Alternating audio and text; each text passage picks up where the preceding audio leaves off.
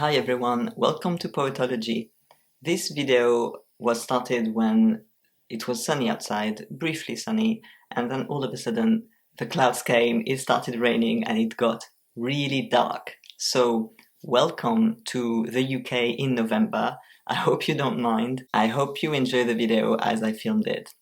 This is a short video about books on diary writing and journal keeping. I have made a video about this topic before where I showed many more books on how to write a journal, including how to illustrate it, how to work on mood, etc. I will link it here above. And there was another video that was concerned with how to write for mental health, and I will also link this here. This is just an update because at the moment I'm working on creating a 12-week course on journal writing for writers. I will run it with Beyond Form Creative Writing. It will be out very soon. Once it's out, I will put the link in the video description so you can have a look at it. And this means I'm looking at new books on journal writing and diary keeping, and I just wanted to share 3 of the new titles that I have found. The first one, which I think is really great, is The Hidden Writer, Diaries and the Creative Life by Alexandra Johnson. This book came out in 1997 and it looks like it's out of print, but you can still find secondhand copies through the big book website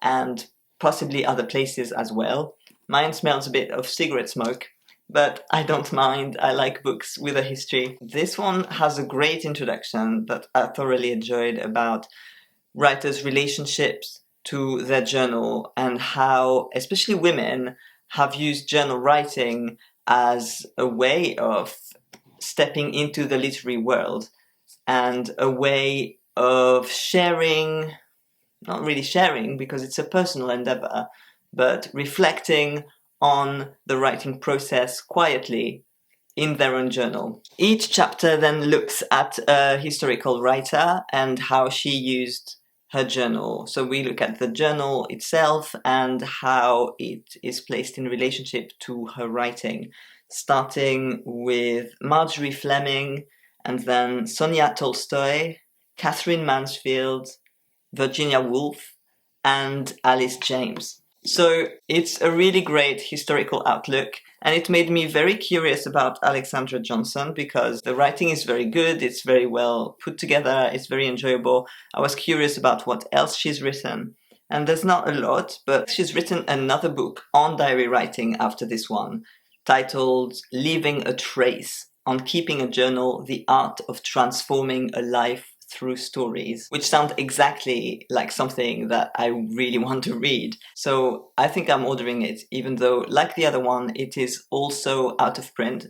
So we're talking about second-hand copies. I want to get one before the prices go up, as often happens with books that are out of print and then are in some demand all of a sudden. The second book that I have been looking at is titled Writing Through the Darkness, Easing Your Depression with Paper and Pen, because I'm always interested in how to tackle difficult states and low moods through writing and how to use it in a way that is not destructive but rather leads to insight and some kind of recovery or healing or whatever you want to call it. By which I don't mean a perfect state of equilibrium and long-lasting health, but the ability to develop skills and insights that lead to more of a sense of balance when going through these difficult episodes. This book is helpful, but I don't find it that helpful because of other books I already have, and some of these books are mentioned in the other video, again, where I talk about writing and health, including one of my favorites, Writing as a Way of Healing, which is geared towards memoir writing and is very good.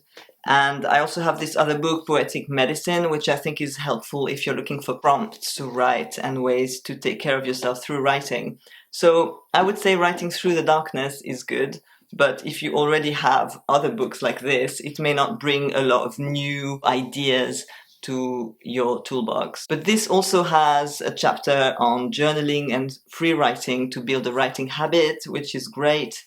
It has a chapter on poetry to light the darkness, specifically thinking of how poetry can help with self-expression And it also has a chapter on memoir writing, if that's what you are doing. So I think it's very good, if not entirely new to me. And finally, the last one is a little different. I was looking mainly for illustrations that I can use to show participants at the workshop. Obviously, you can always Google things, which is great, but I thought it would be nice to have some high quality images and also something for me to flick through as a way to get more ideas, because often while I'm doing some research on the topic and sometimes looking at more visual work, I get new ideas of how to approach the topic of journal keeping and journal writing. So this is a huge book called Great Diaries, the world's most remarkable diaries, journals, notebooks, and letters.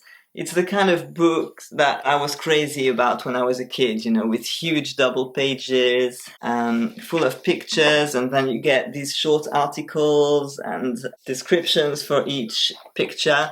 And so when I was a kid, I borrowed many things from libraries, but that's one thing I loved getting from libraries and reading every last detail of it. What's good for me right now is how you can see here, for example, Soren Kierkegaard's notebooks and handwritten notes, Beatrix Potter and little rabbits on the page, Franz Kafka. So I particularly love writers who make sketches in their journals or manuscripts as well as writing. I like the Dürrenmatt Museum in Switzerland, for example, because of all the drawings that are mixed in with the writing. I remember also seeing a few pages from the Gormenghast series by Mervyn Peake, the manuscript that he was writing, which was also amazing to me.